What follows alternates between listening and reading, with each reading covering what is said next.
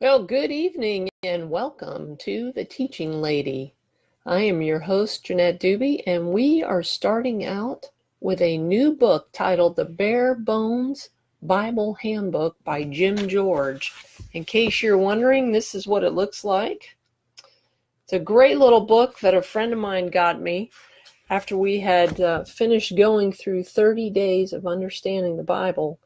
She got me this book, which goes deeper into each individual book of the Bible. So you can imagine, if you know how many books there are in the Bible, how many times you and I will be together. If you don't know, let me just give you a little hint. There are 66 books in the Bible, and that's what we are going to be looking at. So join me as we look at each book, a synopsis, a brief overview of each book. And in each one, we're going to be learning several things that are going to be helping us to understand the book, as well as how we can apply it to our lives. I think life application is so important when it comes to the Word of God. But before I get started, let's go ahead and open in prayer. Father, I just thank you for being here today. I thank you for being able to share the information about your Word and about the things that you do, God. Just so thankful for that opportunity. And I ask you to bless our time, bless the person watching this, have them to have ears to hear, eyes to see, heart open to receive what you would have them to have today. In Jesus' name I pray. Amen.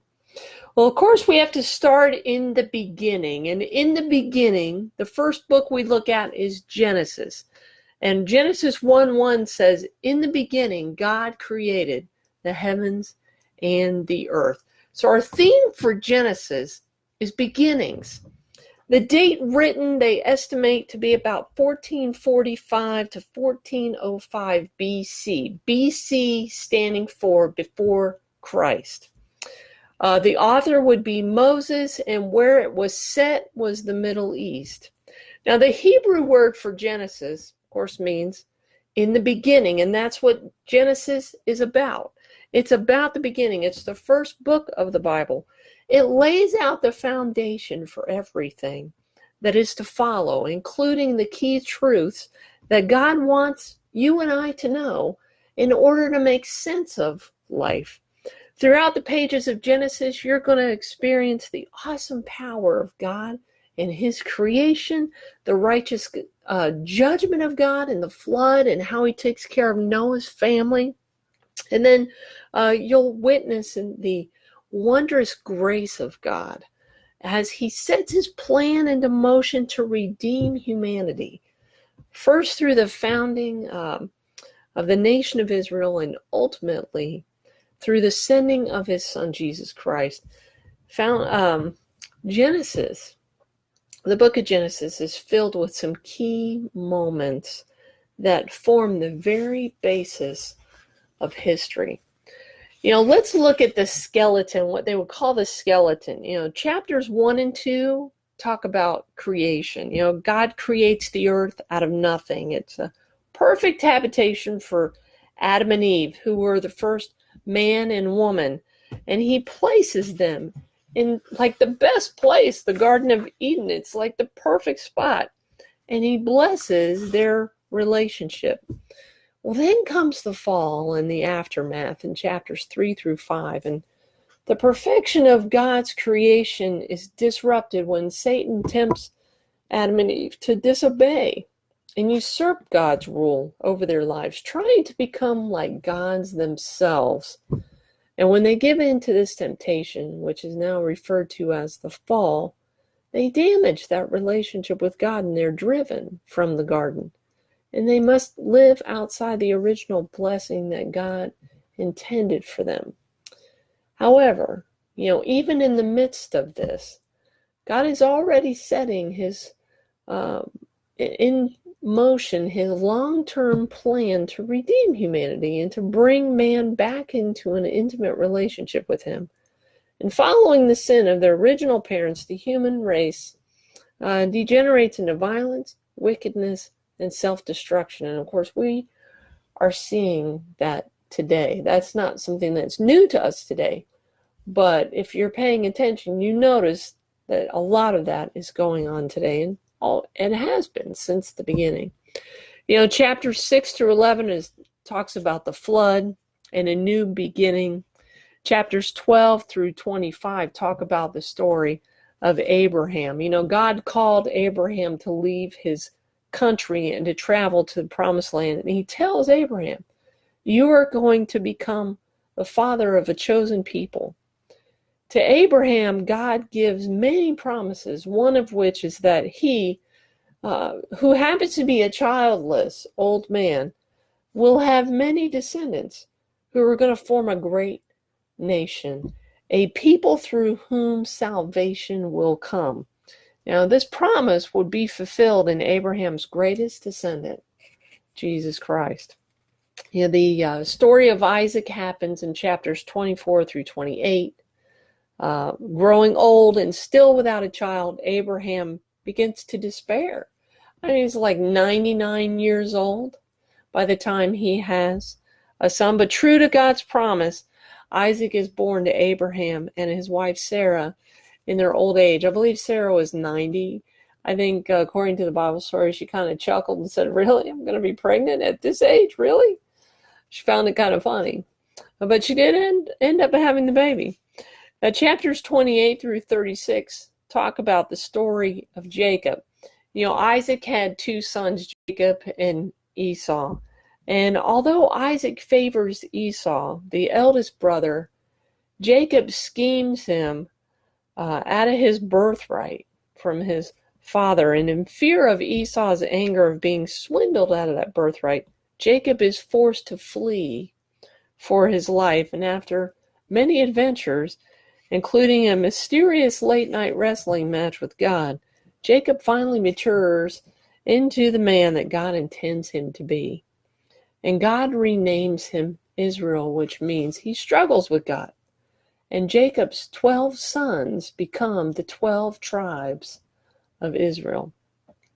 And then, of course, we have chapters 37 through 50, which is the story of Joseph, Joseph is one of Jacob's sons. What a remarkable story it is, the story of Joseph. Excuse me.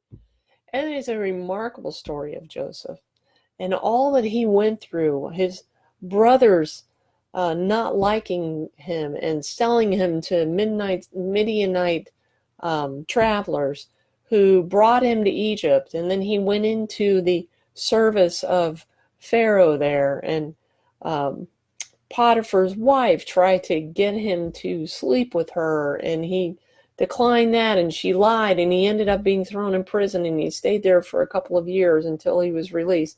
And he ends up becoming, I think, the number 2 guy who helps with, because there was a famine coming, and storing up the food, and then going through the famine, and ultimately his family, because of the famine where they live, show up in Egypt, and Joseph recognizes them, and through a whole series of events, they're reunited. And the one thing about Joseph is that he never quit following God. He never denounced him. He never gave up on him. Despite all the bad things that happened to him, Joseph stayed true to the Lord, and the Lord blessed him as a result. So great story about Joseph in chapters 37 through 50. Now, putting meat on the bones, in addition to the great events such as the creation of the universe, the fall, the flood, and the founding of Israel, God also wants his readers, you and I, to become acquainted with the individual people who will be a part of his redeeming the human race. The people he chooses are not perfect saints. I don't know about you, but that's good news for me, because I am far from perfect. And the fact that God would still see fit to use me to do some things, that's huge. I'm so thankful for that. There are at times these people that he uses are deeply flawed in character.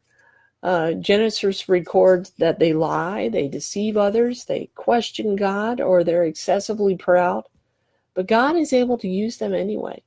Does that sound like anybody you might know? I mean, I know when I look at that list, I go check, check, check, and check. Those are all things that I struggled with or struggle with now. Um, but this is one of the wonderful messages about the book of Genesis. The God who created us is not finished with us. He's in the business of recreating us, giving us new beginnings, and helping us to become the kind of people, helping us to become the kind of people that He's always wanted us to be. Such a loving God that still wants that after everything that we've done. He still loves us and wants us to become what He's always wanted us to be. I don't know about you, but that's just awesome news to me. Now, flushing it out in your own life, just as with Abraham, Jacob, Joseph, and others in Genesis, God can do great things through weak vessels, including you, including me. And by His grace, and because of His sovereign plan, your mistakes and shortcomings do not disqualify you from being part of His grand plan, a plan that's still being worked out in you.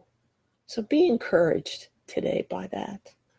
The life lessons from Genesis. God, He's the unique and sovereign creator.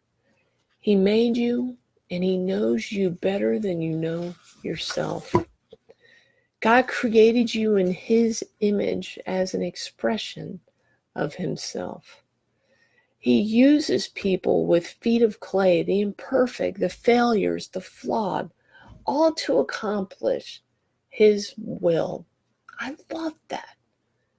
Even in our flawed and faulty self, God could look at us and say, I still want to use you in my plan.